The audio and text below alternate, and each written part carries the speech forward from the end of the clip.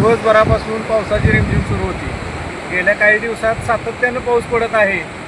मात्र आज पहाटे 5 वाजल्यापासून मुसळधार पावसाने हजेरी लावलेली आहे आणि जवळपास 5-6 तास मुसळधार पाऊस होता. आत्ताही पावसाची रिमझिम आहे.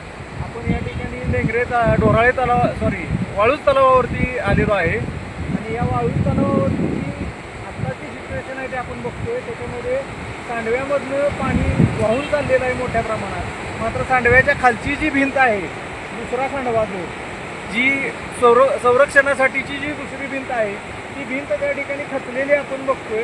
ती भिंत खचल्यामुळं त्याचं प्रेशर परत येण्याची शक्यता आहे आणि भरपूर मोठ्या प्रमाणामध्ये खाली ओढ्याला पूर येण्यासारखी परिस्थिती निर्माण झालेली आहे. आजही पावसाचं वातावरण पुन्हा एकदा आपल्याला दिसतंय. ढग सगळं ढगाने आभाळ आच्छादलेलं आहे. त्यामुळे हा परतीचा जो पाऊस आहे तो हाहाकार माजवणारा पाऊस आहे आणि शेतकऱ्यांचं मोठं नुकसान होणार आहे. तर यामध्ये शासनानं खऱ्या अर्थानं फील्डवर येऊन पंचनामे करून शेतकऱ्यांना दिलासा देण्याची गरज आहे.